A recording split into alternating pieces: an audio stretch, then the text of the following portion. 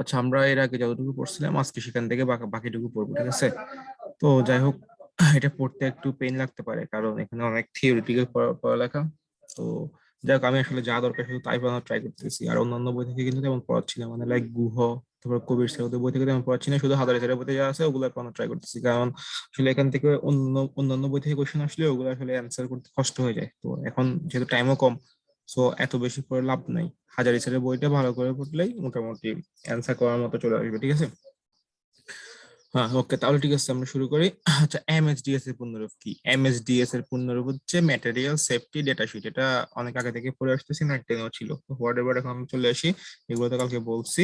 আহ এগুলো সহজ। চলে আসি। অ্যাসিড আমরা জানি কি অ্যাসিডের পিএইচ কত? অ্যাসিডের পিএইচ হচ্ছে 7-এর চেয়ে কম, আর ক্ষারের পিএইচ কত? 7-এর চেয়ে বেশি। সিম্পল কথা, ঠিক আছে? এখন অ্যাসিড, খেয়াল করো, অ্যাসিড মাটির পিএইচ মান দ্রুত হ্রাস করে কত এর নিচে নামায়? 2.5-এর নিচে নামা ফেলে, ঠিক আছে? আর ক্ষারের পিএইচ যদি 10-এর বেশি, 7-এর বেশি, তার মানে ক্ষার মাটির পিএইচ কে দ্রুত বৃদ্ধি করে কত? 10-এর থেকে বাড়ায় ফেলে, ঠিক আছে? এখন খেয়াল করি, এগুলা কথা তো লাগবে না আমাদের। এখান থেকে লাগবে কি, কিছু অ্যাসিডের নাম আছে, এগুলো আমরা সব জানি, তাও একটু করে দেখবো, ঠিক আছে? যেমন কিছু অ্যাসিডের নাম আছে: hydrochloric acid, sulphuric acid, nitric acid, phosphoric acid, acetic acid, chromic acid. এগুলো সবগুলো সংকেত আমরা জানি, তাও একবার আমরা একটু করে সংকেতগুলো দেখবো, ঠিক আছে? এরপর চলে আসি। এখানে আমরা দেখি হ্যাজার্ড সিম্বল। হ্যাজার্ড সিম্বল অ্যাসিডের হ্যাজার্ড সিম্বল যা, ক্ষারেরও হ্যাজার্ড সিম্বল তা। কিভাবে? আমরা খেয়াল করি, অ্যাসিড ত্বকে অ্যাসিড লাগলে ত্বকে ক্ষয় হয়, আবার ক্ষারও সেম, অ্যাসিড লাগলেই ক্ষার লাগলেও কিন্তু ত্বকে কি ক্ষয় হয়। তাহলে দুইটাই ক্ষয়কারক পদার্থ, এবং ক্ষয়কারক পদার্থের হ্যাজার্ড সিম্বল কি? সি, কোরোসিভ। সি, আমি গত ক্লাসে বলছি যে হ্যাজার্ড সিম্বল কয়টা? 10টা। ওখানে কোনটার হ্যাজার্ড সিম্বল কি, প্রতীক কি, সবগুলা শিখতে বলছিলাম। অবশ্যই শিখতে হবে, ঠিক আছে? তো খেয়াল করি, ক্ষয়কারকের হ্যাজার্ড সিম্বল কি? সি। অ্যাসিডের যা, ক্ষারেরও তা, ঠিক আছে? আবার এগুলো পরিবেশেরও ক্ষতি করে, তাহলে হ্যাজার্ড সিম্বল কি হবে? এন। দুইটারই সেম। তাহলে অ্যাসিড এবং ক্ষারের হ্যাজার্ড সিম্বল কি? ক্ষয়কারক এবং পরিবেশ দূষক, সি এবং এন। এগুলা মুখস্থ করার কিছু নয়, এগুলো সহজ, ঠিক আছে? এখন চলে আসি, এখান থেকে আমরা একটু করে এই পয়েন্টগুলো একটু পড়বো।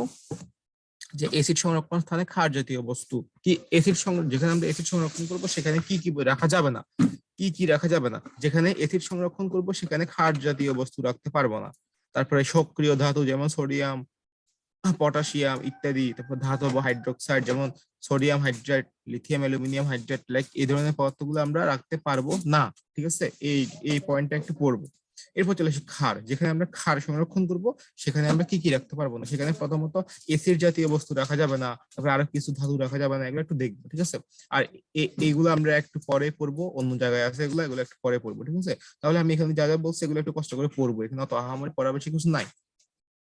এবার চলে আসি পানি সক্রিয় বিজারক। কি লিখছে? পানি সক্রিয় বিজারক। এখানে কিছু বিজারকের নাম দেওয়া আছে। কি কি আছে? কিছু বিজারকের নাম দেওয়া আছে। যেমন খেয়াল করি, সোডিয়াম ধাতু, কিছু ধাতব হাইড্রাইড যেমন sodium hydride, lithium aluminium hydride, sodium borate. এই নামগুলা অবশ্যই খুব ভালো করে মুখস্থ রাখতে হবে, এগুলো আমরা আরো পাবো, ঠিক আছে? তাহলে কিছু বিজারকের নাম দেওয়া আছে: সোডিয়াম ধাতু, sodium hydride, lithium aluminium hydride, sodium borate. এগুলা পানির সংস্পর্শে, তার মানে পানির সাথে বিক্রিয়া করে। এই বিজারক গুলা পানির সাথে বিক্রিয়া করে হাইড্রোজেন গ্যাস তৈরি করে। তাহলে কি লিখছে? এই বিজারক সমূহ যেমন কি সোডিয়াম ধাতু, sodium hydrate, lithium aluminium hydrate, sodium borate, এগুলা পানির সংস্পর্শে কি তৈরি করে? হাইড্রোজেন গ্যাস তৈরি করে, ঠিক আছে? তাহলে এখান থেকে আমরা বিজারকগুলোর নাম মনে রাখবো। এরা পানির সাথে বিক্রিয়া করে কি তৈরি করে? হাইড্রোজেন গ্যাস তৈরি করে, এই কথাটা মনে রাখবো, ঠিক আছে? তাহলে এখানে থেকে এগুলো মনে রাখলে হচ্ছে। এরপর চলে আসি এখানের এটার হ্যাজার্ড সিম্বল গুলো একটু কষ্ট করে পড়বো। দাহ্য পদার্থ এবং বিষাক্ত পদার্থ একটু কষ্ট করে মনে রাখবো আর কি। এরপর চলে আসি সংরক্ষণ পদ্ধতিও লাগবে। এখানে কয়টা আছে? জাস্ট 2-3টে লাইন আছে। তার মধ্যে একটা কিন্তু আমরা খুব আগে থেকে জানি যে এখানে যে চারটা নাম পড়ছি না, সোডিয়াম ধাতু, sodium hydride, lithium aluminium hydride, sodium borate. তার মধ্যে সোডিয়াম ধাতু, এটা কিসের মধ্যে সংরক্ষণ করা হয়? আমরা এটা জানি। সোডিয়াম ধাতুকে কেরোসিনের মধ্যে সংরক্ষণ করা হয়। সোডিয়াম ধাতুকে কোথায় সংরক্ষণ করা হয়? কেরোসিনের মধ্যে। আর বাকি যেগুলো আছে, sodium hydride, lithium aluminium hydride, sodium borate, এগুলাকে নিষ্ক্রিয় পরিবেশ যেমন নাইট্রোজেন গ্যাস, আর্গন গ্যাস, শুষ্ক স্থান, তাপ ও আগুন এসব থেকে দূরে রাখতে হবে। তাহলে খেয়াল করি, এদেরকে নিষ্ক্রিয় নিষ্ক্রিয় পরিবেশ, যেমন নাইট্রোজেন গ্যাস, আর্গন গ্যাস এবং শুষ্ক স্থানে রাখতে হবে এবং তাপ ও আগুন থেকে দূরে রাখতে হবে। তাহলে এখানে দুইটা কথা সংরক্ষণ পদ্ধতির মধ্যে। প্রথমত যদি বলে সোডিয়াম ধাতু কোথায় সংরক্ষণ করা হয়, অ্যান্সার হবে কেরোসিনে। আর যদি কোশ্চেন আসে এই তিনটা কোথায় সংরক্ষণ করা হয়, অ্যান্সার হবে কি নিষ্ক্রিয় পরিবেশ, যেমন নাইট্রোজেন গ্যাস, আর্গন গ্যাস, শুষ্ক স্থান এবং তাপ ও আগুন থেকে দূরে রাখতে হবে। ঠিক আছে, সোজাই যাব, এখান থেকে এই কথাগুলো জাস্ট মনে রাখতে হবে। আমি যা যা বললাম মুখস্থ হয়ে যাওয়ার কথা। খেয়াল করি, এখানে কিছু বিজারকের নাম দেওয়া আছে, একটু পড়লাম, না পড়লে নাই। জারক, এই পয়েন্টটা আমি পড়াই দেওয়ার কিছু নাই, কারণ এগুলো পরিমাণগত রসায়নে পড়ানো হয়েছে, কোনগুলা কঠিন জারক, কোনগুলো তরল জারক, কোনগুলা গ্যাসীয় জারক, এগুলো খুব ইজি। ঠিক আছে, তো এটা আমি আর বলতেছি না, এগুলো তোমরা পরিমাণগত রসায়নে পড়ছো। ঠিক আছে, এটা পড়তে হবে, মাস্ট মাস্ট, এটা কিন্তু মাস্ট পড়তেই হবে। এখানে যেহেতু জারক, জারকের হেলার সিম্বল কি অক্সিডেটিভ, ও আর কি আছে অ্যানো আছে, পরিবেশ দূষণ করে, এগুলো একটু পড়বা। ঠিক আছে, এই কয়েকটা টপিক, কয়েকটা লাইন আর কি, এখান থেকে আর বেশি কিছু নাই। আর এটা তো আমরা জানি, যখন আমরা এসিড আর ক্ষারে মিক্স করব, তখন এসিডের মধ্যে ক্ষার দিব, সরি, যখন আমরা পানি এবং এসিড মিক্স করব, তখন এসিডের মধ্যে পানি দিব নাকি পানির মধ্যে এসিড দিব, সেটাই এটা পড়লে জানবে। এগুলা জানা টপিক, এগুলো আমি বলে বলে বারবার কিছু নাই। ঠিক আছে, চলে আসি আমরা এই টপিকটা। দেখো, এটা শিখতে হবে যে পরিবেশের ক্ষতিকর বিষাক্ত বিকারক, ক্ষতি, এগুলো হচ্ছে ক্ষতিকর। তার মানে এই, খেয়াল করি, তার মানে এই পাশে যেগুলো লিখছে এগুলো সবগুলো ক্ষতিকর, এগুলো হচ্ছে ক্ষতিকর। তাহলে ক্ষতিকারক পদার্থের যেগুলো বিকল্প ইউজ করব, এগুলো কি, এগুলো হচ্ছে ক্ষতিকর বিষাক্ত। তার মানে এগুলোর বিকল্প আমরা যেগুলো ইউজ করবো ওগুলো কিন্তু ক্ষতি, ওগুলো বিষাক্ত না, ওগুলো অবিষাক্ত। তাহলে মনে রাখতে হবে বিকল্প যেগুলো ইউজ করবো এগুলো অবিষাক্ত। তাহলে কোশ্চেন আসতে পারে নিচের কোনটি অবিষাক্ত, অবিষাক্ত উপাদান বা অবিষাক্ত বিকারক। এখান থেকে তিনটে অপশন দিবি, এখান থেকে একটা দিবি, এরকম কোশ্চেন আসতে পারে। আবার কোশ্চেন এভাবে আসতে পারে, লাইক জাইলিনের বিকল্প রূপে কোনটি ইউজ করা হয়, অ্যান্সার কি টোলুইন। তো এগুলো একটু কষ্ট করে শিখতে হবে। এই দুইটার বিকল্প হচ্ছে হেক্সেন, এই দুইটার বিকল্প হচ্ছে টোলুইন। বিউটানল 2 এর বিকল্প হচ্ছে বিউটানল 1। লেড ক্রোমেটের বিকল্প হচ্ছে পটাশিয়াম কার্বনেট। পটাশিয়াম ধাতুর বিকল্প হচ্ছে ক্যালসিয়াম ধাতু। এগুলো কষ্ট করে শিখতে হবে, এই চার্ট খুব ভালো করে শিখতে হবে। এরপর চলে আসি এখান থেকে 2 নম্বর পয়েন্ট, 3 নম্বর পয়েন্ট, 4 নম্বর পয়েন্ট, এগুলো শিখতে হবে। এখান থেকে শিখতে হবে 2 নম্বর, 3 নম্বর, 4 নম্বর পয়েন্ট। এখান থেকে 3 আর 4 খুব ভালো করে শিখতে হবে, 3, 4 নম্বর পয়েন্ট খুব ভালো করে শিখতে হবে। ঠিক আছে, তো প্রথম পয়েন্টে কি লিখছে, এসিডকে প্রশমিত করতে হলে আমাদের বেসিক কি বলে, এসিডকে প্রশমিত করতে হলে কি ইউজ করতে হবে, ক্ষার ইউজ করতে হবে। কোন ক্ষার ইউজ করব, সোডিয়াম কার্বনেট, সোডিয়াম কার্বনেট অথবা চুনের গুঁড়া ব্যবহার করা যেতে পারে। আর ক্ষারককে প্রশমিত করতে হলে এসিড ইউজ করতে হবে। কোন এসিড ইউজ করব, সোডিয়াম বাইসালফেট। ঠিক আছে, একটু কষ্ট করে মুখস্থ করে বলবো। এরপর 3 নম্বর পয়েন্টে চলে আসি, 3 নম্বর পয়েন্ট, 3 নম্বর পয়েন্টে চলে আসি। এখানে কি লিখছে,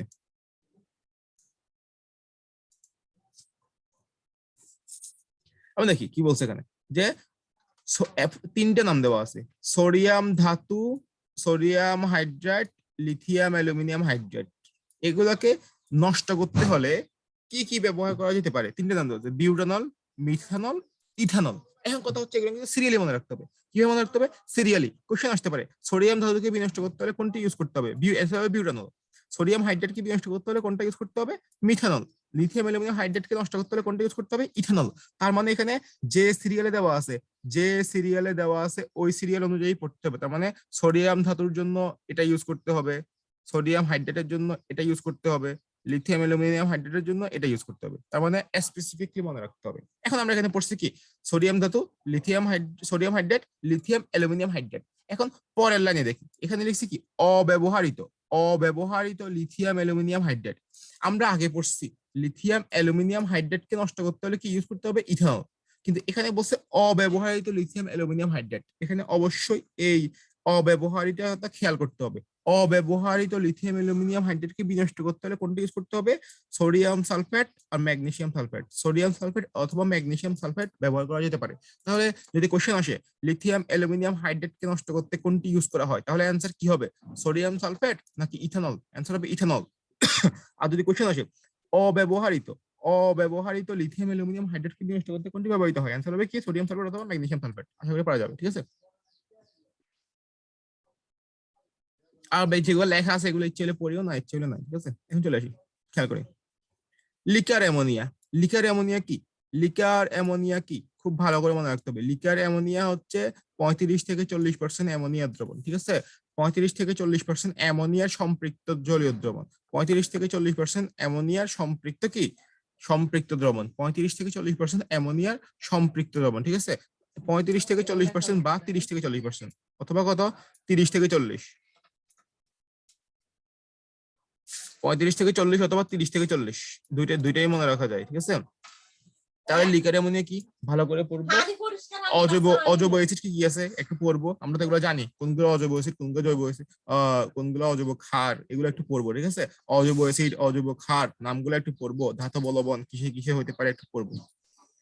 আবার জৈব দ্রাবক ও বিকারক, জৈব দ্রাবক ও বিকারক কি কি আছে একটুখানি পড়ার ট্রাই করবো। এগুলো সব জৈব দ্রাবক ও বিকারক, এগুলো নাম দেখলে বোঝা যায়। আমরা এগুলো সব নামগুলো জৈব যৌগের মধ্যে আমরা এগুলো পড়ে আসছি, এই নামগুলো সব আমরা জৈব যৌগের মধ্যে পড়ে আসছি। Methanol, ethanol, acetone, chloroform, chlorobenzene, toluene, xylene, aniline, এগুলো সবগুলো জৈব দ্রাবক ও বিকারক, ঠিক আছে? দেখলে পারা যাবে।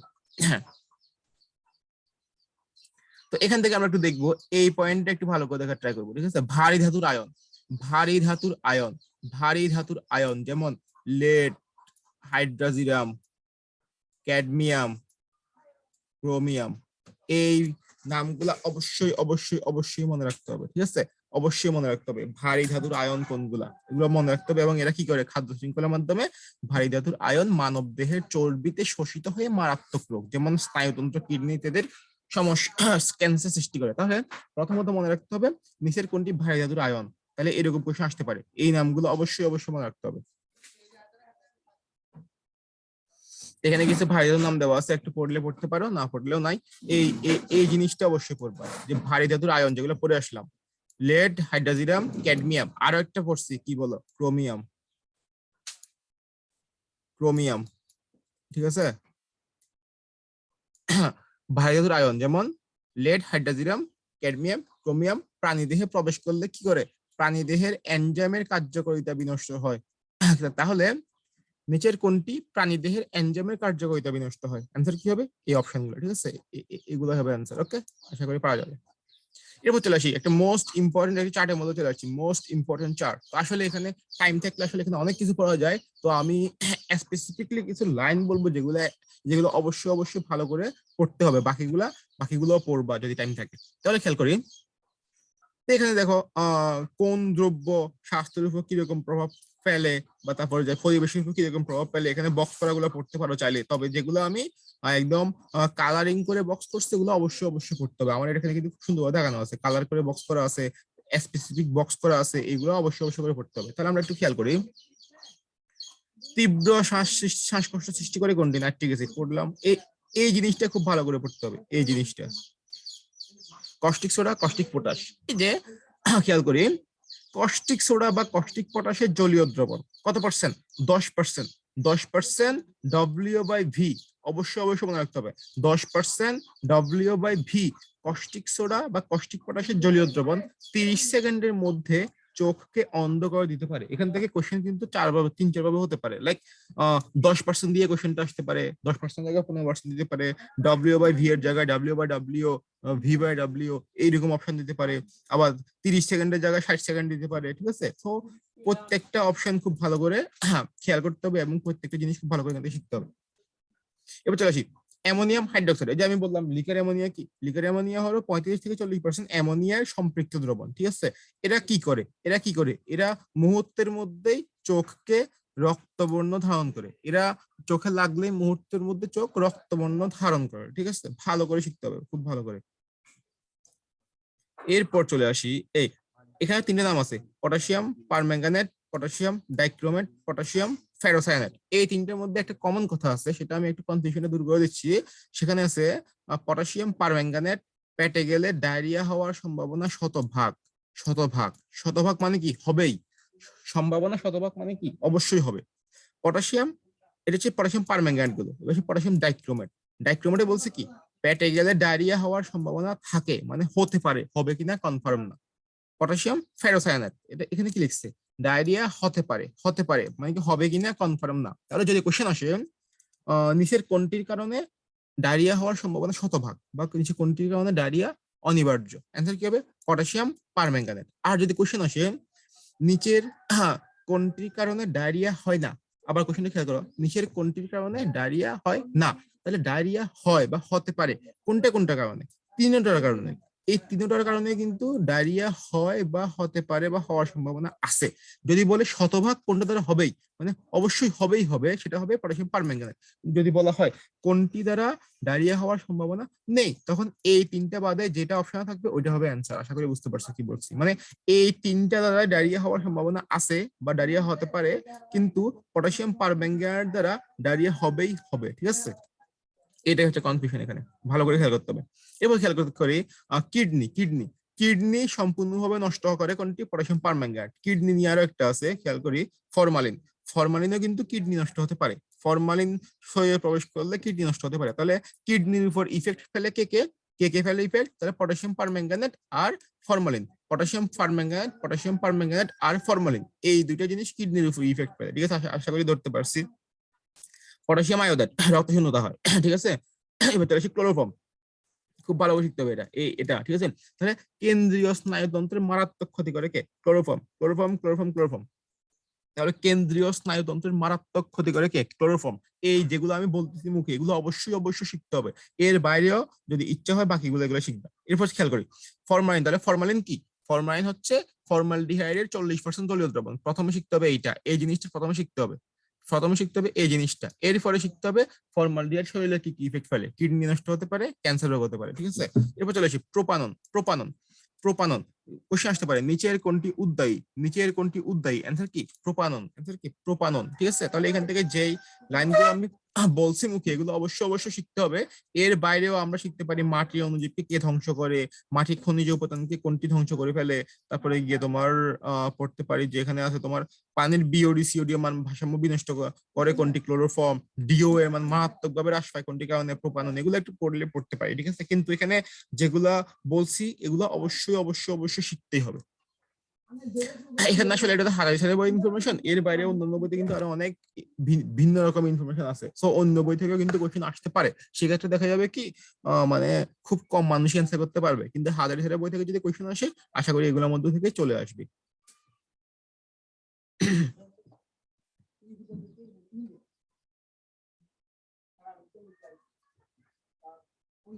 এবার চলে আসি কিছু বিশ্লেষণ পদ্ধতি আছে, like macro, semi macro, micro, ঠিক আছে।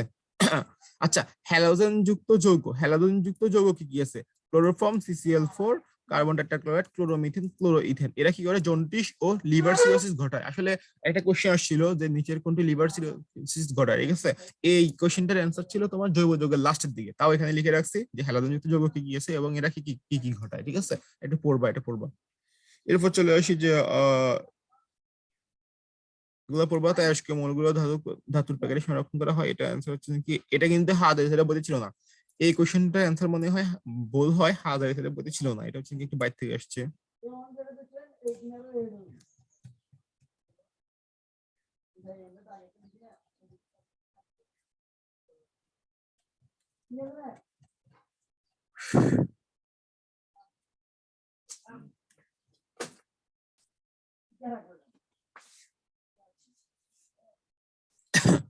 এই যে তোমার বিশেষভাবে নির্মিত লেড ধাতুর পাত্রে, তো আসলে এটা হাজার বইতে বোধ ছিল না, ঠিক আছে। এটা গুহস্থানের বই থেকে আসছিল।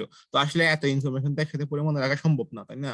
তো এরকম দুই একটা কোশ্চেন আনকমন থাকবে, এগুলো নিয়ে প্যারা নেওয়ার কিছু নয়। এমনিতে পরীক্ষায় কতগুলা 100টার মধ্যে 88 থেকে 90টা অ্যান্সার করতে পারলেই চলে। তো একটা দুইটা অ্যান্সার মিস যাবে, কমন থাকবে না, এগুলো নিয়ে তো মাথা ব্যথা করার কিছু নাই, বুঝা গেছে। এই যে হেলার সিম্বল কয়টি? 10টি। তারপরে গিয়ে তোমার নিচে কোনো দাহ্য নয়।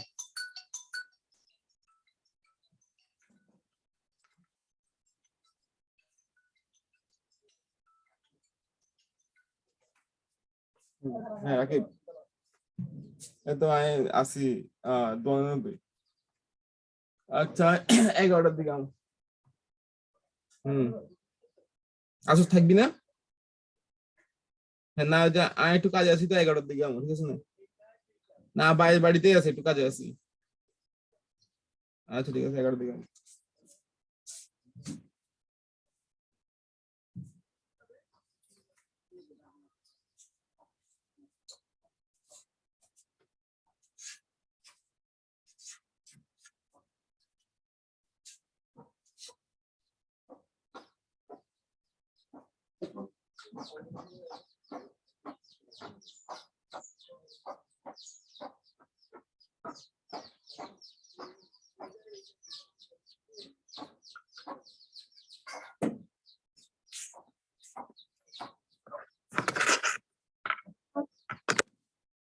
তো এখানে এরকম কিছু কোশ্চেন আসে, আমরা পরের টপিকে চলে যাই। খেয়াল করি কিছু আনকমন কোশ্চেন আসতে পারে, তো ওগুলো নিয়ে প্যারা খাওয়ার কিছু নাই, যেহেতু বই শুধু হাজার হাজার বই বই না, তাই না? তো একটা দুটো কোশ্চেন আসবে বাইরে থেকে, স্বাভাবিক। খেয়াল করি সেমি মাইক্রো ও মাইক্রো অ্যানালিটিক্যাল পদ্ধতি। তো কি semi macro, semi micro, micro. আমরা প্রথমে খেয়াল করি ম্যাক্রো। ম্যাক্রো মানে কি? এখানে ব্যবহৃত নমুনার সাইজ তুলনামূলকভাবে বড় হবে। এরপর ম্যাক্রো থেকে সেমি মাইক্রো। সেমি মাইক্রো হচ্ছে কি তোমার এখানে ব্যবহৃত নমুনার সাইজ ম্যাক্রো থেকে একটু ছোট হবে। আর মাইক্রো, মাইক্রো মানে তো বুঝি, মাইক্রো মানে ব্যবহৃত নমুনা সাইজ একদম ছোট হবে, তাই না? হ্যাঁ। তার মানে কি এখানে আমরা বলতে পারতেছি যে সবচেয়ে আধুনিক কোনটা? আধুনিকটা হচ্ছে মাইক্রো বিশ্লেষণ, কারণ এখানে যে নমুনা নিয়ে কাজ করব সেটা সাইজ খুবই ছোট, তার মানে আমরা খুব ক্ষুদ্র নমুনা নিয়ে আমরা কাজ করতে পারতেছি। কিন্তু ম্যাক্রো বিশ্লেষণ, সেমি মাইক্রো, এগুলোতে কিন্তু আমরা অত ক্ষুদ্র নমুনা নিয়ে কাজ করতে পারবো না। তার মানে মাইক্রোটা হচ্ছে খুব আধুনিক এবং এটাতে খরচ একটু বেশি হয়। আমরা খেয়াল করি এখান থেকে আমরা এগুলোতে এমন বুঝার দরকার নাই, কারণ আমাদের সময় কম। আমরা এখান থেকে পার্থক্যগুলো পড়বো, আগে পার্থক্যগুলো পড়ি, এরপরে বলে দিব কি কি পড়তে হবে, ঠিক আছে? তো খেয়াল করি আমরা আগে চলে আসি, আমরা আগে পার্থক্যগুলো একটু পড়ি। না, পার্থক্য একটু পরে আসতেছি, আগে আমরা এখানে এগুলো পড়ে ফেলি। খেয়াল করি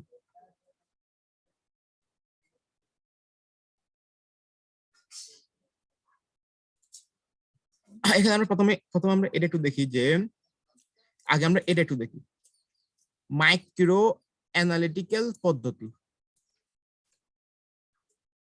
খেয়াল করি আমরা এখানে এখান থেকে আমাদেরকে অবশ্যই পড়তে হবে। যে বললাম যে মাইক্রো পদ্ধতি হচ্ছে সবচেয়ে আধুনিক পদ্ধতি। তো এখানে আমরা এগুলো যা বলছি তাই, যে এখানে দামি যন্ত্রপাতি খরচ একটু বেশি হবে, দূষণ কম হবে, যেহেতু মাইক্রো আধুনিক, দূষণ হবে কম, খরচ হবে বেশি, সিম্পল হিসাব।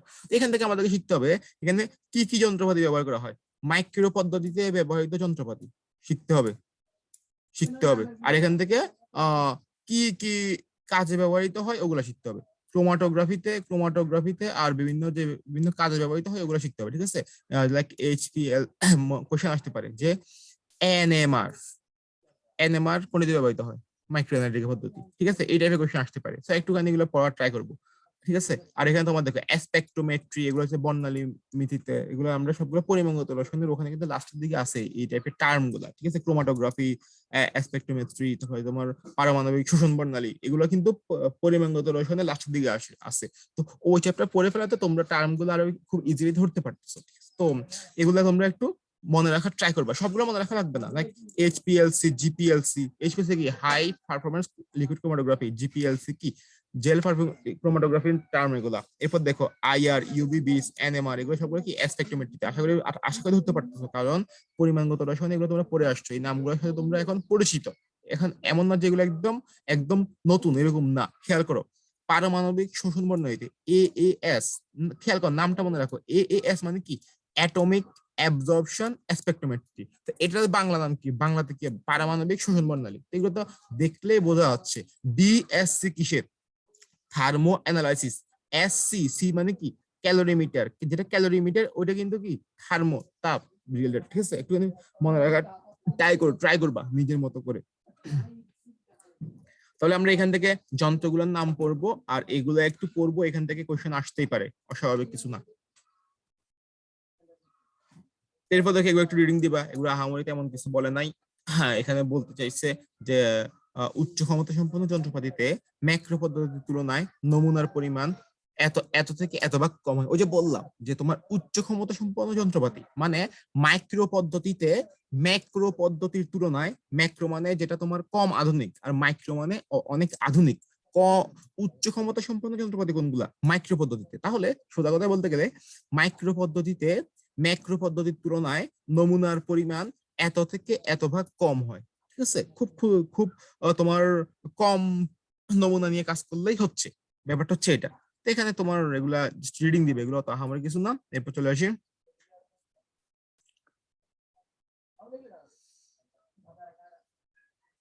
খেয়াল করি আমরা এবার পার্থক্যগুলো পড়ে ফেলি, এবার বাকিগুলো বলে দিবে কি পড়তে হবে। খেয়াল করো ম্যাক্রো বিশ্লেষণ, সেমি ম্যাক্রো বিশ্লেষণ। এখন খেয়াল করি ম্যাক্রোতে গৃহীত বস্তুর ভর কত, আর সেমি ম্যাক্রোতে গৃহীত বস্তুর ভর কত? অবশ্যই শিখতে হবে। এখানে মিলিগ্রামে, এখানে এখানে দেওয়া আছে গ্রামে, এখানে দেওয়া আছে মিলিগ্রামে। যেহেতু বস্তুর ভর কমছে, তো আমরা মিলিগ্রামটাকে গ্রামে কনভার্ট করেও শিখে ফেলবো, ঠিক আছে। তাহলে ম্যাক্রোতে এত ভরের বস্তু, সেমি ম্যাক্রোতে এত ভরের বস্তু, আর মাইক্রোতে এত থেকে এত ভরের বস্তু, ঠিক আছে।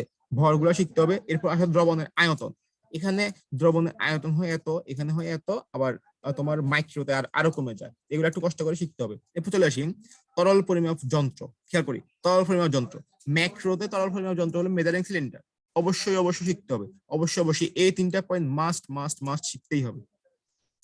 তরল পরিমাপ যন্ত্র কি, এখানে আছে মেজারিং সিলিন্ডার। আর সেমি মাইক্রোতে কি, সেমি মাইক্রো ক্যাপিলারি টিউব। আর মাইক্রোতে কি, মাইক্রো ক্যাপিলারি টিউব। সোজা একটা মেজারিং সিলিন্ডার, সেমি মাইক্রোতে সেমি মাইক্রো ক্যাপিলারি টিউব, আর মাইক্রোতে মাইক্রো ক্যাপিলারি টিউব, অত কঠিন কিছু না। এবার চলে আসি H2S এর উৎস। খেয়াল করি, ম্যাক্রো ম্যাক্রো বিশ্লেষণ পদ্ধতিতে directly hydrogen sulphide gas use করা হয়, directly hydrogen sulphide gas use করা হয়, যার কারণে পরিবেশে দুর্গন্ধ ছড়ায়, ঠিক আছে। কিন্তু সেমি মাইক্রো পদ্ধতিতে ডিরেক্টলি H2S গ্যাস ব্যবহার না করে সেখানে কি ইউজ করা হয়, থায়োঅ্যাসিটামাইড, থায়োঅ্যাসিটামাইড, ঠিক আছে, থায়োঅ্যাসিটামাইড। এরপর সেখান থেকে H2S উৎপন্ন হয়, কিন্তু সেটা আর পরিবেশে অত দুর্গন্ধ ছড়ায় না, কারণ সেটা বিক্রিয়া করে ফেলে। খেয়াল করি, তাহলে আমরা এখান থেকে মনে রাখবো কি, যে ম্যাক্রো বিশ্লেষণ পদ্ধতিতে H2S গ্যাস ডিরেক্টলি ব্যবহার করা হয়, কিন্তু সেমি মাইক্রোতে H2S এর পরিবর্তে কোনটি ব্যবহার করা হয়, থায়োঅ্যাসিটামাইড। সংকেতটাও শেখার ট্রাই করবো, সংকেতটাও শিখবো, CH3CSNH2, সংকেতটাও মনে রাখার ট্রাই করবো। খেয়াল করি, তাহলে ম্যাক্রো বিশ্লেষণ পদ্ধতিতে কোনটি ব্যবহার করা হয়, H2S, আর সেমি মাইক্রোতে কোনটি ব্যবহার করা হয়, থায়োঅ্যাসিটামাইড, H2S এর পরিবর্তে। অবশ্যই অবশ্যই শিখবো। এরপর চলে আসি যে পরিবেশের উপর প্রভাব, পরিবেশের উপর প্রভাব ম্যাক্রো বিশ্লেষণ। যেহেতু এখানে H2S গ্যাস ডিরেক্টলি পরিবেশে আসতেছে, তার মানে এটা পরিবেশের খুব খারাপ প্রভাব ফেলতেছে। সেমি মাইক্রো অতটা দূষণ ঘটায় না, কম দূষণ ঘটায়। পরীক্ষাকালীন সময়, ম্যাক্রো বিশ্লেষণ পদ্ধতিতে পরীক্ষাকালীন সময় হবে, সময় লাগবে বেশি, সেমি মাইক্রোতে সময় কম লাগবে, মাইক্রোতে সময় আরো কম লাগবে, ঠিক আছে। এরপর চলে আসি এই এখান থেকে শিখতে হবে এই দুইটা পয়েন্ট, এই তিনটা পয়েন্ট কিন্তু আমরা পড়ে ফেলছি অলরেডি। এখন আমরা আসি এই দুইটা পয়েন্টে। খেয়াল করি, ব্যবহারের ক্ষেত্র, এই পয়েন্টটা অবশ্যই অবশ্যই শিখতে হবে ভালো করে। সেমি মাইক্রো বিশ্লেষণ পদ্ধতি দ্বারা কি কি করা হয়, যৌগের পৃথকীকরণ, পরিমাণগত বিশ্লেষণ, গাঠনিক কাঠামো নির্ণয়, অবশ্যই শিখতে হবে। আর মাইক্রো বিশ্লেষণ পদ্ধতি কোথায় কোথায় ব্যবহার করা হয়, ঠিক আছে। খেয়াল করো, বেয়ার ল্যাম্বার্ট সূত্র ভিত্তিক উচ্চ ক্ষমতা সম্পন্ন ক্রোমাটোগ্রাফি এবং স্পেকট্রোমেট্রিতে ব্যবহার করা হয়। এই নামগুলো আমরা কিন্তু দেখতে পাইছি, যে এই যে আমরা কিন্তু এগুলো এখানে দেখতে পাইছি। কোথায়, এই যে এখানে। খেয়াল করি, এই যে ক্রোমাটোগ্রাফি এবং স্পেকট্রোমেট্রি, ওখানে এটা লিখছি, ক্রোমাটোগ্রাফি এবং স্পেকট্রোমেট্রিতে কিন্তু এটা ইউজ করা হয়, ঠিক আছে, এটাই লিখছি। তাহলে আমরা এগুলো যখন পড়বো, আমরা এটার সাথে ওখানে কথা মিল পাচ্ছি, তাই তো। হ্যাঁ, তাহলে আমরা এগুলো একটু ভালো করে সবগুলো পড়ে ফেলবো। ওকে, তাহলে আমরা আমাদের এই চারটাও ক্লিয়ার। এবার পরিবেশের উপর প্রভাব, সেমি মাইক্রোতে পরিবেশের উপর প্রভাব একটু কম হয়, মাইক্রোতে দূষণের মাত্রা আরো নাই বললে চলে, পরিবেশের উপর কোনো প্রভাবই নাই, এই টাইপের একটা কথাবার্তা, বুঝছো। এবার চলে আসি যে এখানে কিছু যন্ত্রপাতির নাম আছে। আমরা আগে পড়ছিলাম কি, যে মাইক্রো পদ্ধতিতে ব্যবহৃত যন্ত্রপাতি, এখন আমরা পড়বো সেমি মাইক্রো পদ্ধতিতে ব্যবহৃত যন্ত্রপাতি। সেমি মাইক্রো পদ্ধতিতে ব্যবহৃত যন্ত্রপাতিগুলোর নাম শিখতে হবে। প্রথমত নাম শিখতে হবে, সেমি মাইক্রো, টেস্ট টিউব, বংসং, এই নামগুলো সবগুলো শিখতে হবে। আগে প্রথমত নাম শিখতে হবে, অবশ্যই অবশ্যই নাম শিখতে হবে। এরপর চাইলে এই দাগানোগুলো শিখতে পারো, যে সেমি মাইক্রো টেস্ট টিউবের আয়তন কত, সেমি সেন্ট্রিফিউজ টিউবের আয়তন কত, তারপরে কি তোমার বিকারক বোতলের আয়তনটা, এটা একটু শিখবা। স্প্যাচুলা থেকে অলরেডি কোশ্চেন আসছেই, ঠিক আছে। তো একটু ভালো করে শিখার ট্রাই করবা, দাগানোগুলো শিখলে আশা করি না। ওকে, এরপর চলে আসি ল্যাবরেটরিতে নিরাপত্তা সামগ্রী ব্যবহার ও বিধি। নামগুলো শিখবা, নিরাপত্তার জন্য কি কি ব্যবহার করা হয়, এগুলো দেখলে বোঝা যাচ্ছে কি কি ব্যবহার করা হয়। এখন প্রধান সুরক্ষা হলো পানি, এটা মনে রাখবা, ল্যাবরেটরির প্রধান সুরক্ষা হলো পানি। এবার সে পানিগাহর আপনার নাম কি, ওয়াটার বাথ। ওয়াটার বাথে সর্বোচ্চ তাপমাত্রা 99 ডিগ্রি পর্যন্ত হয়ে থাকে, এটা আমি আগেও লিখে রাখছিলাম, ঠিক আছে। তো এগুলো একটু কষ্ট করে পড়বা। এবার সে ফিউম হুড, ফিউম হুড খেয়াল করো, ফিউম হুডের দ্বারা কি কি করা হয়, ফিউম হুডের দ্বারা কি কি করা হয়, মানে ফিউম হুড কি কি কাজে ব্যবহার করা হয়।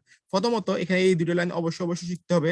গাঢ় সালফিউরিক অ্যাসিড, নাইট্রিক অ্যাসিড এবং হাইড্রোক্লোরিক দ্রবণকে লঘু করার ক্ষেত্রে ফিউম হুড ব্যবহার করা হয়। তাহলে ফিউম হুড কি কি কাজে ব্যবহার করা হয়, এই দ্রবণগুলোকে লঘু করার ক্ষেত্রে ফিউম হুড ব্যবহৃত হয়, এবং লিকার অ্যামোনিয়াকে লঘু করার ক্ষেত্রে ফিউম হুড ব্যবহার করা হয়। এই দুটো লাইন অবশ্যই অবশ্যই শিখতে হবে, এখান থেকে কোশ্চেন আসবে। লিকার অ্যামোনিয়াকে লঘু করার ক্ষেত্রে কি ফিউম হুড ব্যবহার করা হয়। তাহলে আমি একটা জিনিস দেখাই,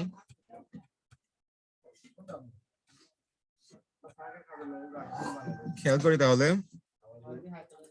আমি একটু আগে বলছিলাম যে কই ওরা পাই না কেন, আমি বলছিলাম না তাহলে এখানে কই, আমি বলছিলাম না এখানে যে লাইনগুলো আছে এগুলো আমরা একটু পরে পাবো। এখানে খেয়াল করো, আর লিকার অ্যামোনিয়া নিয়ে যা যা লিখছি এগুলো আমরা এখানে পাইছি কোথায়, এই যে এই পয়েন্টের মধ্যে পাইছি। এরপর এখানে ফিউম হুড নিয়ে যেটা লিখছে এটা কই, এই যে লিকার অ্যামোনিয়ার বেলায় ফিউম হুড ব্যবহার করা হয়, এটা আমরা ওইখানে পাইছি। তাহলে আমি এখানে যেগুলো স্কিপ করে গেছিলাম এগুলো আমরা ওখানে পেয়ে গেছি, একটু ভালো করে পড়বো। তাহলে লিকার অ্যামোনিয়াকে লঘু করার ক্ষেত্রে কি ব্যবহার করা হয়, ফিউম হুড। অবশ্যই অবশ্যই শিখতে হবে ভালো করে।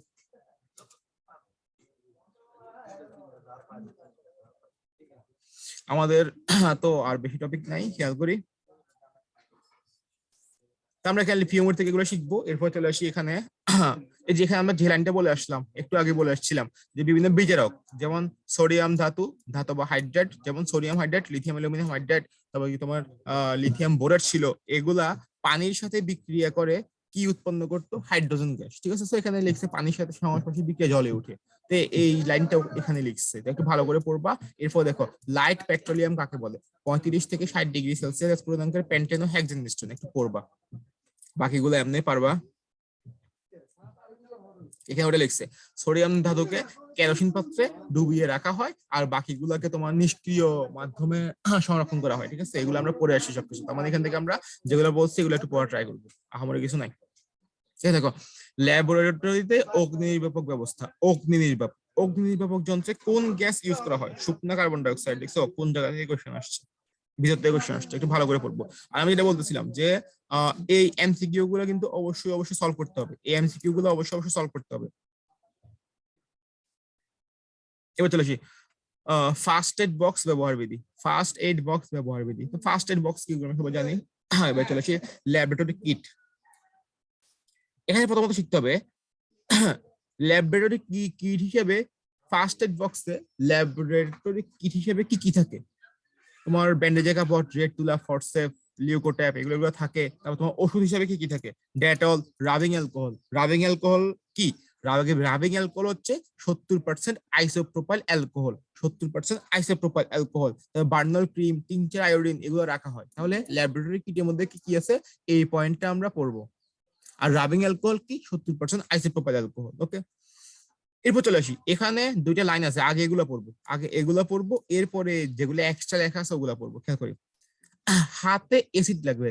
এসিড লাগলে আমরা কি করব, সোজা হিসাব, এসিড লাগলে প্রশমিত করার জন্য কি করতে হবে, ক্ষার ব্যবহার করতে হবে। তাহলে হাতে যখন এসিড লাগবে, এসিড লাগলে প্রথমে পানি দিয়ে ধুয়ে ফেলতে হবে, এরপরে ক্ষার ইউজ করতে হবে। কোন ক্ষার, সোডিয়াম বাইকার্বনেট। কত পার্সেন্ট, 5%। এরপর চলে আসি, হাত ক্ষার দ্রবণ যদি চোখে পড়ে, চোখে পড়লে কি করতে হবে, প্রথমে পানি দিয়ে ধুয়ে ফেলতে হবে, এরপরে যেহেতু ক্ষার পড়ছে এখানে এসিড দিতে হবে। এসিড কি কি এসিড ইউজ করবো, বোরিক অ্যাসিড। বোরিক অ্যাসিড কত পার্সেন্ট, 5% অথবা 7%। ঠিক আছে, প্রথমে আমাদেরকে এই দুইটা পয়েন্ট পড়তে হবে। এরপর এখানে যা যা লেখা আছে এগুলো পড়লে পড়তে পারো, না পড়লেও তোমার ইচ্ছা। ঠিক আছে, বাকিটা তোমার ইচ্ছা আর কি। খেয়াল করি, প্রাথমিক চিকিৎসার প্রধান কয়টি লক্ষ্য আছে, 3টি লক্ষ্য। কি কি, জীবন রক্ষা, অধিকতর ক্ষতি আসা, বংশ, এগুলো পড়বা। তো বেসিক্যালি এখান থেকে এই দুইটা পয়েন্টই আগে পড়বা। তারপরে এখানে যা যা আছে বাকিগুলো একটু এগুলো একটু দেখলে না দেখলে নাই। এখানে এখানে যে কথাটা বলছে এখানেও সেম কথাটা বলছে। ঠিক আছে, এখানে যে কথাটা বলছে এখানেও প্রায় সেম কথা বলছে। এবার তোমার চোখে আবার এখানে যে কথা বলছে এখানেও সেম কথা বলছে, মানে হাজারি সাইডে বইতে লিখছে এভাবে আর গুহ সাইডে বইতে লিখছে এভাবে। এখানে দুইটা কথা দুইভাবে লিখছে, জাস্ট এটাই। এরপর চলে সে এখানে এগুলো একটু পড়লে পড়তে পারো, না পড়লেও তোমাদের ইচ্ছা, হোয়াট এভার। পড়ো, এগুলো পড়তে কষ্ট হবে না, এটা কিছু পড়ছো আর এখানে চ্যাপ্টার পড়তে কষ্ট হবে না। এই দুইটা আগে পড়ো। উত্তম অম্ল প্রতিষেধক কোনটি, উত্তম ক্ষার প্রতিষেধক কোনটি, নামগুলো ঠিক আছে, জাস্ট পার্সেন্টেজ গুলো একটু দেখবা।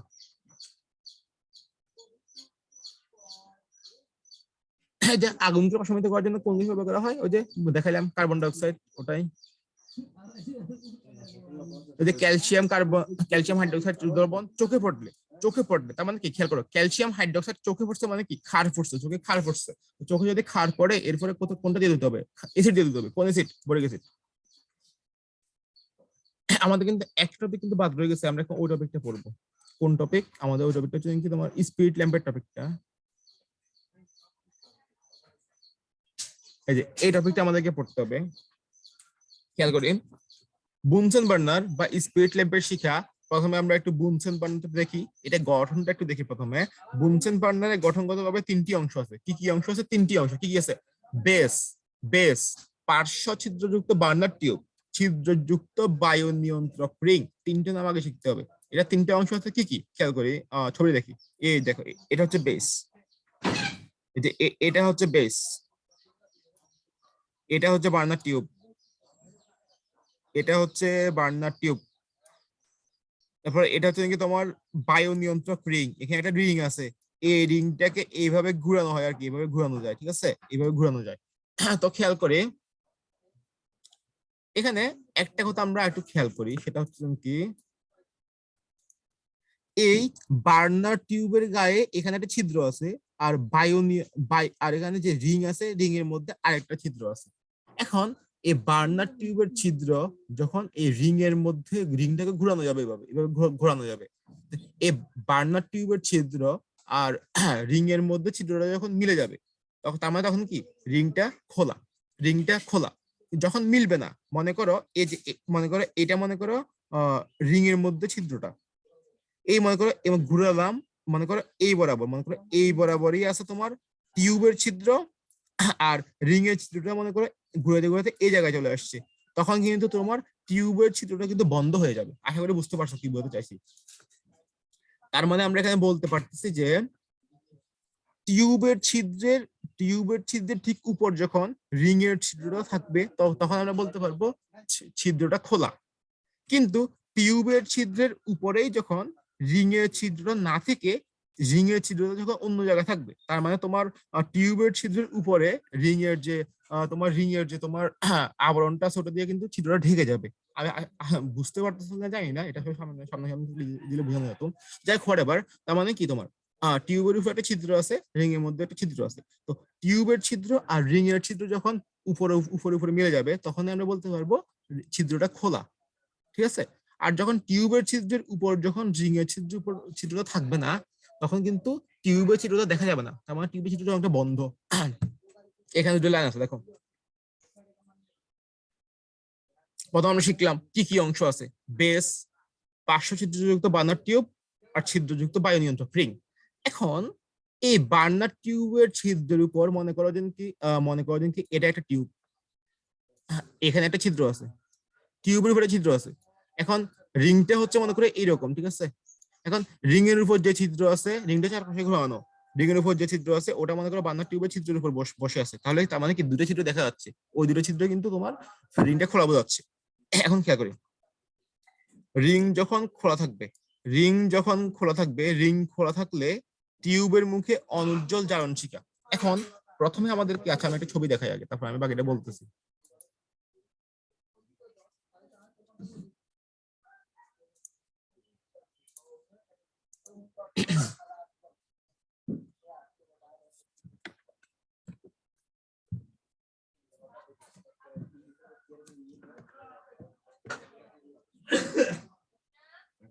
এখানে হচ্ছে তোমার ছবিটা আসে না কেন?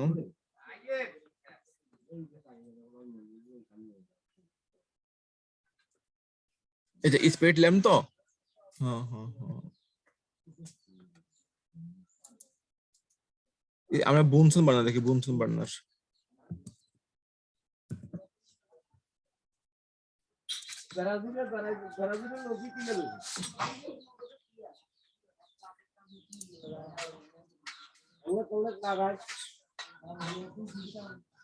এই যে খেয়াল করো, বুনসন বার্নার তো এটা।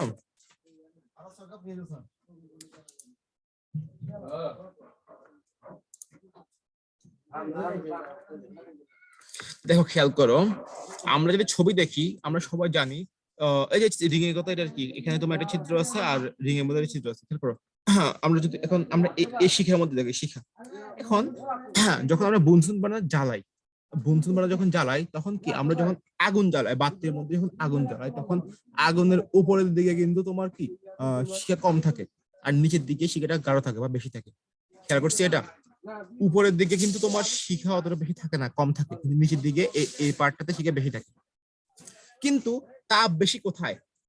আমরা অনেক সময় বলি না যে জাদু দেখবি, আমরা এই নিচের দিক দিয়ে আঙ্গুলটাকে এভাবে সরাতে পারি, আমাদের হাতের আঙ্গুলকে আমরা এইভাবে মাঝখান দিয়ে নিয়ে যেতে পারি, কিন্তু ওই কাজটা আমরা এই জায়গা দিয়ে করতে পারবো না, কারণ উপরের দিকে শিখার উপরের দিকে তাপ খুব বেশি, উপরের দিকে তাপ খুব বেশি, আর এই নিচের দিকে তাপটা খুবই কম।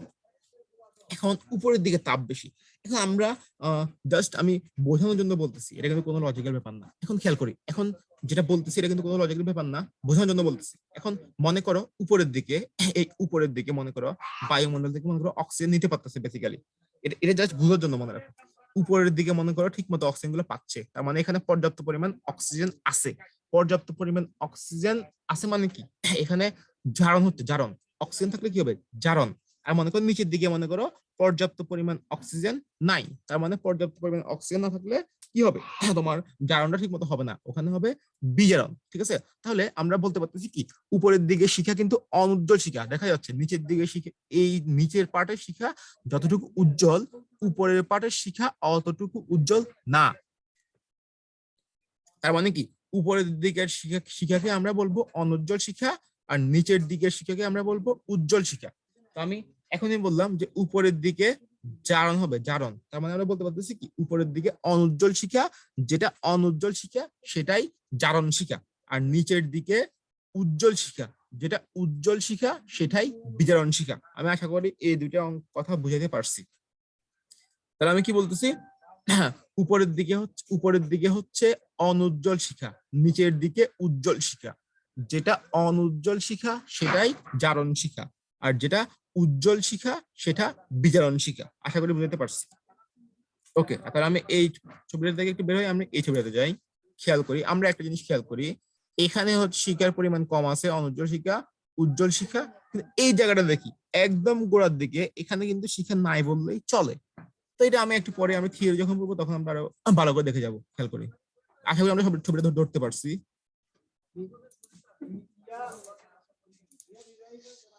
এখন আমরা খেয়াল করি, আমরা চলে আসি, এগুলো আমি পরে আসতেছি, আমি আমার হ্যান্ড নোটে চলে আসি।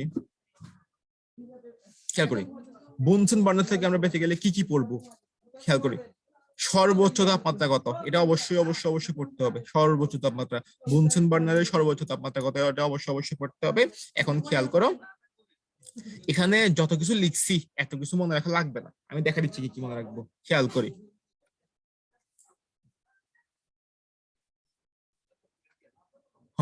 এখানে তোমার কালার গুলো এত কিছু মনে রাখার টাইম নাই, কালার আশা করি আসবেও না। খেয়াল করো, তাও এখানে কয়েকটা পার্ট আছে, এই যে শিখার মধ্যে কয়েকটা পার্ট আছে।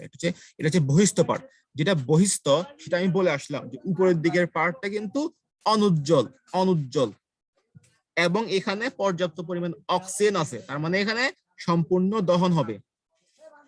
আর সম্পূর্ণ দহন মানে কি, জারণ, জারণ শিখে একটু পরে আসছি। এবং নিচের দিকে তোমার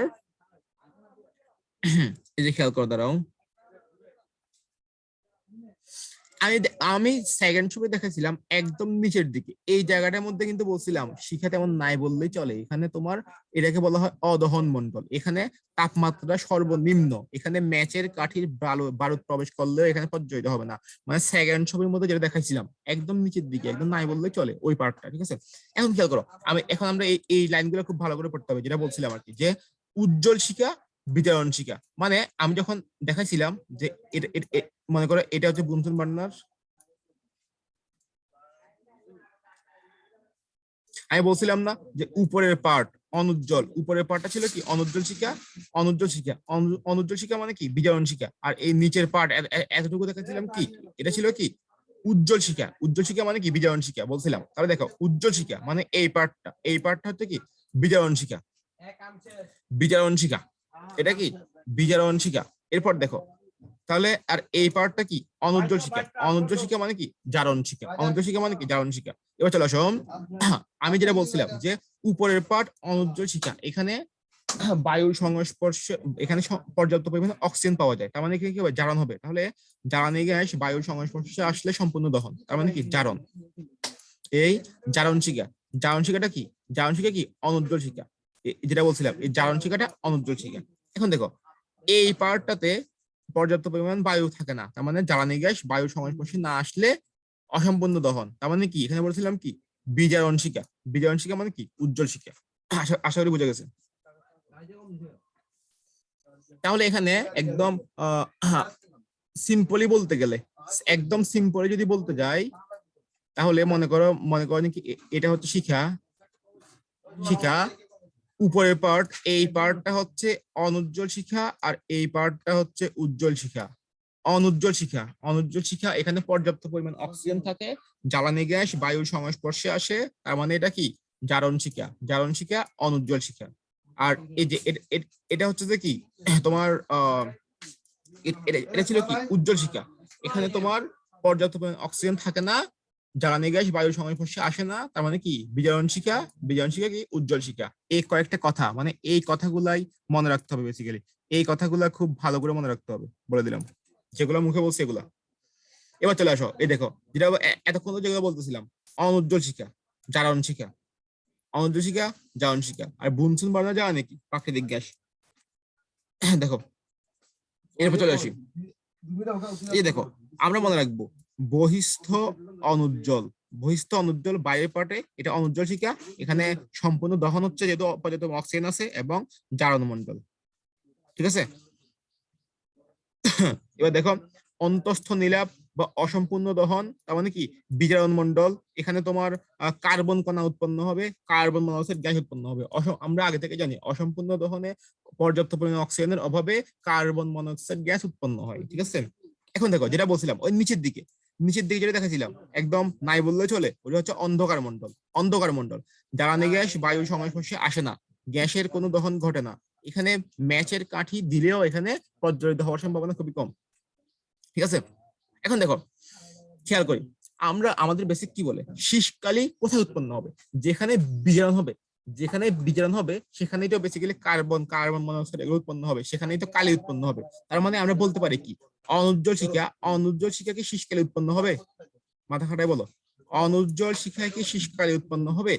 আমাদেরকে আগে মনে করতে হবে অনুজ্জ্বল শিখা মানে জারণ শিখা। জারণ শিখা মানে সম্পূর্ণ দহন, তার মানে এখানে কোনো শীষকালে উৎপন্ন হবে না। তার মানে অনুজ্জ্বল শিখায় কোনো শীষকালে উৎপন্ন হয় না। ঠিক আছে।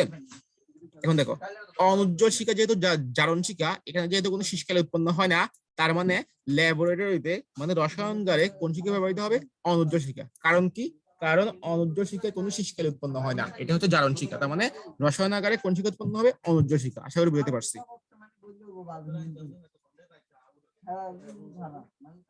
এখন দেখো অন্তঃস্থ বিজারণ শিখা, মানে যেটা বলছিলাম আর কি, এই যে এই পার্টটা অন্তঃস্থ বিজারণ শিখা। অন্তঃস্থ বিজারণ শিখার তাপমাত্রা কম, এই অঞ্চলকে কার্বন বিজারণ অঞ্চল বলে। এরপর এখানে পড়বা, এসব পড়ার জন্য এই অঞ্চল ব্যবহৃত হয়, একটুখানি পড়ে রাখবা। এখন দেখো বহিস্থ অনুজ্জ্বল জারণ শিখা। বহিস্থ অনুজ্জ্বল জারণ শিখা মূলত কি ল্যাবে ব্যবহৃত হয়। এটা আমি একটু এখনই পড়ে আসলাম যে বহিস্থ অনুজ্জ্বল, অনুজ্জ্বল শিখা মানে জারণ শিখা ল্যাবরেটরিতে ব্যবহৃত হয়, তার মানে রসায়নাগারে কোন শিখা ব্যবহৃত হয়? বহিস্থ অনুজ্জ্বল জারণ শিখা। এই ক্ষেত্রে এই যে এই জারণ শিখা, এটাই তো জারণ শিখা। এটার আবার দুইটা পার্ট আছে, একটা হচ্ছে শীর্ষ অঞ্চল, আর একটা হচ্ছে মধ্যবর্তী অংশ। তো শীর্ষ অংশ নমুনাকে বিগলন করার কাজে ব্যবহৃত হয়। আমরা যখন, এটা সিম্পল, আমরা যখন কোনো কিছুকে বিগলন করব তখন আমরা একদম উপরের দিকে ধরি, তখন আমরা বুনসুন বার্নার একদম উপরের দিকে ধরি। তার মানে শীর্ষ অংশটা নমুনাকে বিগলন কাজে ব্যবহৃত হয়, আর মধ্যবর্তী অংশটা হচ্ছে বিভিন্ন ধাতব মূলক শনাক্তকরণের কাজে ব্যবহৃত হয়। এই দুইটা পয়েন্ট শিখবা, এই দুইটা পয়েন্ট শিখবা। ঠিক আছে। তাহলে আমরা বুনসুন বার্নার আমাদের পড়া প্রায় শেষ। তাহলে আমরা এখান থেকে কি পড়লাম খেয়াল করি, বুনসেন বার্নার সর্বোচ্চ তাপমাত্রা কত? 1570 বা 1600 বা 1800, তিনটা শিখবো। এখন বুনসেন বার্নারের মধ্যে একদম বহিস্থ মানে উপর দিয়ে যেটা আছে, বহিস্থ অঞ্চলটা কি? অনুজ্জ্বল শিখা। এখানে কি জ্বালানি গ্যাসের সম্পূর্ণ দহন ঘটে, পর্যাপ্ত পরিমাণে অক্সিজেন আছে, তার মানে বহিস্থ অনুজ্জ্বল শিখা, এখানে সম্পূর্ণ দহন ঘটে, এটা জারণ মন্ডল। ঠিক আছে। এরপর দেখো, এর হচ্ছে তোমার মধ্যস্থ অনুজ্জ্বল। মধ্যস্থ অনুজ্জ্বল মানে এখানে অসম্পূর্ণ দহন ঘটবে, জ্বালানি গ্যাস বায়ুর সংস্পর্শে আসবে না, এবং এখানে কি বিজারণ হবে, তার মানে এটাকে বলবো বিজারণ মন্ডল। তার মানে এই পার্টটা হচ্ছে জারণ মন্ডল, এটা হচ্ছে বিজারণ মন্ডল। এগুলো আমরা এতবার বলা কিছু দেখতেছি না, তাও বারবার বলতেছি। এরপর চলে আসি, এই যে এই জারণ মন্ডল যেটা বলছি, এটা আবার দুইটা পার্ট আছে, একটা হচ্ছে তোমার শীর্ষ অংশ, আর একটা হচ্ছে কি মধ্যবর্তী অংশ। শীর্ষ অংশটা কি কাজে ব্যবহৃত হয়? বিগলন কাজে। আর মধ্যবর্তী অংশটা ধাতব আয়ন শনাক্তকরণের কাজে। এরপরে দেখো তোমার যেটা বীজাণু মন্ডল যেটা আছে বীজাণু মন্ডল এটা দিয়ে কি করা হয় বিভিন্ন তোমার এই যে এই কাজগুলো করা হয় এই যে এটা এই কাজটা করা হয় আর কি একটু পড়বা তাহলে কি শেষ। আর ল্যাবরেটরিতে কোন শিক্ষা ব্যবহার করা হয় জারণ শিক্ষা তার মানে উপরের অংশটা কেন ব্যবহার করা হয় কারণ জারণ শিক্ষা এখানে কোনো শীষকালে উৎপন্ন হয় না। আর বিভিন্ন শীষকালে যেমন কার্বন কার্বন মনোক্সাইড গ্যাস এগুলো কত উৎপন্ন হবে এগুলো উৎপন্ন হবে বিজারণ শিক্ষায়। এই ইনফরমেশন গুলো শিখতে হবে জাস্ট। আমি একটু বই থেকে দেখি কি কি পড়বো ওই হ্যান্ড নোট থেকে যা যা যা যা যা দেখাইছি ওগুলো বেসিক্যালি পড়বো ঠিক আছে এখানে ওগুলো লিখছে। এই দেখো পরীক্ষাগারে বুনসুন বর্ণের অনুজ্জ্বল শিখার ব্যবহার কোন শিখা ব্যবহৃত হয় অনুজ্জ্বল শিখা কারণ কি কারণ অনুজ্জ্বল শিখায় কোনো শীষকালে হয় না কেন শীষকালে হয় না বলো কারণ অনুজ্জ্বল শিখা একটি জারণ শিখা জারণ শিখা এখানে পর্যাপ্ত দহন হয় অক্সিজেন আছে পর্যাপ্ত পরিমাণে তার মানে এখানে শীষকালে উৎপন্ন হবে না ঠিক আছে। এই যে দেখো খেয়াল করো তার মানে এখানে কোনো কার্বন কণা থাকে না এই কারণে অনুজ্জ্বল শিখা রসায়ন ব্যবহৃত হয় এই লাইনগুলো পড়বো। এবার দেখো এই যে দেখো অন্তস্থ বিজারণ মন্ডল বহিস্থ জারণ মন্ডল এই দেখো অন্তস্থ বিজারণ মন্ডল বহিস্থ জারণ মন্ডল যেটা আমি বলে আসতেছিলাম আর কি বহিস্থ জারণ মন্ডল ঠিক আছে। এই যে দেখো যে অনুজ্জ্বল শিখার বাইরে চারপাশের অংশ বহিস্থ জারণ মন্ডল আমি যদিও বুঝানোর জন্য খেয়াল করো তার মানে এগুলো পড়বা। এবার দেখো তাপ দেওয়ার জন্য বহিস্থ জারণ মন্ডল ব্যবহৃত হয় সিম্পল কথা তাপ দেওয়ার জন্য আমি বলছি আমরা সবসময় উপরের দিকে তাপ দিই তার মানে কি তাপ দেওয়ার জন্য বহিস্থ জারণ মন্ডল ব্যবহৃত হয়। আর বলছি কি এখানে তাপটা অনেক বেশি আমি বলছি না যে উপরের দিকে তাপটা বেশি থাকে তার মানে কি তাপ দেওয়ার জন্য বহিস্থ জারণ মন্ডল ব্যবহৃত হয়। আর বিজারণ মন্ডলে তাপমাত্রা কম কারণ এখানে পর্যাপ্ত অক্সিজেন থাকে না এখানে সম্পূর্ণ দহন হয় না ঠিক আছে। এরপর দেখো দেখো তাপমাত্রা দেখছো এই তাপমাত্রা শিখবা তারপর তোমার এগুলো শিখবা এখানে যেগুলো যেগুলো পড়াইছি ওগুলো আছে এখানে দেখো উজ্জ্বল শিখা উজ্জ্বল শিখা মানে কি বিজারণ শিখা বিজারণ শিখা মানে কি যেখানে বিজারণ সেখানে শীষকালে তৈরি হবে এই জন্য এটা পরীক্ষাগারে ব্যবহৃত হয় না। যা যা বলছি তাই আছে। আর আমার বইতে আর আমাদের লেখাতে কিছু কিছু এক্সট্রা কথাবার্তা আছে সেগুলো হচ্ছে তোমার এই যে এই কথাবার্তা গুলা এই লাইনগুলো হচ্ছে এক্সট্রা কথাবার্তা ঠিক আছে। তো আমি এখান থেকে আমরা কি কি পড়বো আমি একটু ভালো করে দেখাই দিই।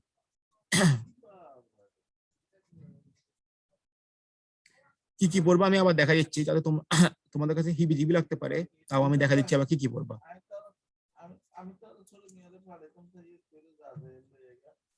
খেয়াল করো প্রথমত তাপমাত্রা পড়বো তারপরে এখানে যা যা লেখা আছে এগুলো এখানে লেখা আছে এই লাইনগুলো লেখা আছে ঠিক আছে এগুলো পড়বো ওকে। তারপর হচ্ছে কি তোমার এটা পড়বো এটা পড়ছি অলরেডি দেখো এই কথাগুলো আমরা সব পড়ে আসছি এই কথাগুলো পড়বো শীষকালে উৎপন্ন হয় না রসায়নগারে ব্যবহৃত হয়। তারপরে এখান থেকে এটা পড়বো আর এই দুটা খুব ভালো করে শিখবো ঠিক আছে এটা পড়বো ওকে এই কথাগুলাই। এবার চলে আসুন তাহলে আমাদের কি বুনসেন বার্নারের পড়া কিন্তু আমাদের শেষ আমাদের বুনসেন বার্নারের পড়া শেষ। এবার দেখো spirit lamp spirit lamp spirit lamp এখন দেখো স্পিরিট ল্যাম্পের জ্বালানি কি প্রথমে শিখতে হবে মেথিলেটেড স্পিরিট স্পিরিট ল্যাম্পের জ্বালানি হিসেবে ব্যবহৃত হয় must must must spirit lamp নিয়ে এখানে যা যা লেখছি সেগুলো শিখলে হবে।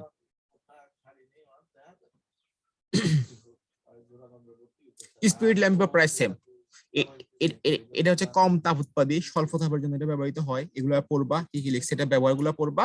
এরপর দেখো এখানে অনুজ্জ্বল জ্বালানি হিসেবে ব্যবহৃত হয় এইসব কাজে এগুলো সম্পূর্ণ আগের কথাবার্তায় এগুলো হচ্ছে আগের কথাবার্তায় সেম কথাবার্তা ঠিক আছে এগুলো হচ্ছে সেম কথাবার্তা। তো আমরা এখান থেকে বেঁচে গেলে কি কি পড়বো দেখি আমরা মেথিলেটেড স্পিরিট জ্বালানি হিসেবে ব্যবহৃত হয়। এখন মেথিলেটেড স্পিরিটের সংযুক্তি দেখো methylated spirit 95% rectified spirit 95% rectified spirit plus 5% methanol plus 5% methanol ঠিক আছে। এখন এই 95% রেক্টিফাইড স্পিরিটের সংযুক্তি আছে আবার সেটা হচ্ছে 95.6% কি ইথানল আর 7.6% পানি। তো এগুলো শিখবে কষ্ট করে শিখতে হবে কিছু করার নাই। এখন দেখো যে খাতা মতো জায়গা লিখছি কম তাপ উৎপাদী তবে এই যে তোমার অনুজ্জ্বল শিখা উৎপন্ন হয় অনুজ্জ্বল শিখা মানে কি জারণ শিখা সিম্পল করতে পারতা তার মানে বলতে পারতেছি কি স্পিরিট ল্যাম্পের শিখা হচ্ছে মূলত জারণ শিখা যা আমার বইতে যা যা আছে তাতে অবশ্যই অবশ্যই শিখতে হবে। আর এখানে এগুলো কিছু পড়া লাগবে না এগুলো তোমরা ওই যে খাতাটা দেখবা যা যা দেখা দিচ্ছি তা ঠিক আছে বুঝা কথা। আর স্পিরিট ল্যাম্পটা এগুলো পড়বা বলছি দেখা তার তেমন কিছু নাই যদিও পড়াটা একটা তোমাদের কাছে আগোছালো লাগতে পারে বাট যখন নিজে পড়ে ফেলবা তখন গোছানো মনে হবে। এখন দেখো তারপর আমি যেটা বলছিলাম আর কি, যে যখন আমরা রিং ঘুরিয়ে যখন দুইটা রিং একসাথে করে দিব, আমার মনে করো যে কি, যে মনে করো এটা হচ্ছে টিউবের গায়ে একটা রিং আছে, আর রিংটা ঘুরবে, এই রিংটা হচ্ছে এই দিকে আছে, তাহলে রিংটা হচ্ছে এইভাবে ঘুরবে, পিছন দিয়ে ঘুরে সামনে আসবে। তার মানে দুইটা রিং এর গায়ে একটা ছিদ্র আছে, টিউবের গায়ে একটা ছিদ্র আছে, দুইটা ছিদ্র যখন মিলে যাবে, এখানে এসে যখন মিলে যাবে, তার মানে কি দুইটা ছিদ্র মিলে একটা ক্যানেলের মতো তৈরি করছে, তার মানে রিংটা খোলা। রিংটা খোলা মানে কি, এখান দিয়ে পর্যাপ্ত পরিমাণ কি, এখান দিয়ে পর্যাপ্ত পরিমাণ বায়ু ঢুকতে পারতেছে। পর্যাপ্ত পরিমাণ বায়ু ঢুকতে পারলে সেখানে কি হবে, সম্পূর্ণ দহন হবে। তখন কি কার্বন কার্বন মনোক্সাইড থাকবে না, তখন জারণ শিখা উৎপন্ন হবে। জারণ শিখা মানে কি, অনুজ্জ্বল শিখা। আর যখন এই যে তোমার টিউবের ছিদ্র, এই ছিদ্র থেকে তোমার রিং এর ছিদ্রটাকে আরো দূরে নিয়ে চলে গেলাম, তার মানে রিং এর যে মেটাল পার্ট আছে, ওই মেটাল পার্ট দিয়ে এই টিউবের ছিদ্রটা ঢেকে যাবে, তার মানে ছিদ্রটা বন্ধ হয়ে যাবে। তখন সেখান দিয়ে বায়ু প্রবেশ করতে পারবে না, ফলে তোমার পর্যাপ্ত বায়ু না থাকলে সেখানে সম্পূর্ণ দহন হবে না। সম্পূর্ণ দহন না হলে সেখানে কার্বন এবং কার্বন মনোক্সাইড উৎপন্ন হবে, তার মানে সেখানে বিজারণ হবে। বিজারণ হলে সেখানে উজ্জ্বল শিখা উৎপন্ন হবে। এই কথাগুলাই বলছে। ঠিক আছে, আশা করি বুঝাতে পারছি, কিন্তু তাও মনে হচ্ছে তোমাদের মনে একটু ইয়ে থাকতে পারে, কারণ এখানে বোঝানোটা একটা হিবিজিবি লাগতে পারে, কারণ এখানে এটা বোঝানোটা ওইরকমই একটু। ঠিক আছে, আর বাকিগুলো তোমরা চাইলে এগুলো পড়তে পারো যদি এত পড়ার টাইম নেই। এই দেখো এই রিংটা দেখছো, এই রিংটা, তার মানে টিউবের গায়ে, টিউবের গায়ে এই বরাবরই একটা রিং আছে। ঠিক আছে, এখন টিউবের রিং, আর এখানে যে তোমার টিউবের ছিদ্র ছিদ্র, টিউবের গায়ে এই বরাবরই একটা ছিদ্র আছে। এই টিউবের ছিদ্র আর এটা হচ্ছে রিং, এই রিং এর ছিদ্র যখন মিলে যাবে তখন কিন্তু ছিদ্রটা খোলা থাকবে। আর মনে করো টিউবের গায়ে এই বরাবর একটা রিং আছে। এখন এই বরাবর একটা ছিদ্র আছে, ছিদ্র, সরি আমি বারবার রিং বলে বলতেছি। মনে করো টিউবের গায়ে এই বরাবর একটা ছিদ্র আছে, কিন্তু ছিদ্রের উপর দিয়ে রিং এর ছিদ্রটাকে আমি এই জায়গায় না রেখে আমি রিং এর ছিদ্রটাকে অন্য পাশে নিয়ে চলে গেলাম। তার মানে কি, এখানে তোমার টিউবের ছিদ্রটা বন্ধ হয়ে গেল। টিউবের ছিদ্র বন্ধ হয়ে গেলে কি হবে, এখান দিয়ে পর্যাপ্ত পরিমাণ বায়ু ঢুকতে পারবে না। বায়ু ঢুকতে না পারলে কি হবে, সেখানে তোমার অসম্পূর্ণ দহন হবে। অসম্পূর্ণ দহন হলে কার্বন এবং কার্বন মনোক্সাইড উৎপন্ন হবে। তাহলে কি হবে, তখন সেখানে বিজারণ শিখা উৎপন্ন হবে। আর যখন ছিদ্র দুইটা যখন মিলে যাবে, তখন ছিদ্রটা খোলা থাকবে। খোলা থাকলে কি হবে, সেখান থেকে বাইরে ঢুকতে পারবে। বাইরে ঢুকতে পারলে সম্পূর্ণ দহন হবে। সম্পূর্ণ দহন হলে তোমার জারণ শিখা উৎপন্ন হবে। জারণ শিখা মানে কি, অনুজ্জ্বল শিখা। সোজা কথা, এতটুকু ছিল পড়া। যদি এত কিছু পড়ছি বাট এত কিছু আসে না, আসে খুব সহজ কোশ্চেন, স্পিড ল্যাম্প সম্পর্কে কোনটি সত্য। হ্যাঁ, এই টাইপের কোশ্চেন আসবে, শিখাতে মাথায় কম, এই টাইপের কোশ্চেন আসবে। ঠিক আছে, এত প্যারা নেওয়ার কিছু নাই, যা পড়ছি অনেক বেশি পড়ছি, এত কিছু আসবে না। আর যদিও আসে, হাজার হাজার বই থেকে যা আসবে তা আমরা আশা করি পারবো। বাকিগুলো অন্যান্য বই থেকে আসলে সেগুলো হয়তো সমস্যা হবে। আসলে এত কিছু পড়াশোনা সম্ভব না। ঠিক আছে, তো এতটুকুই। যে কোনো সমস্যা থাকলে অবশ্যই জানাবা। তাহলে আমি শেষ করতেছি ক্লাস। ওকে।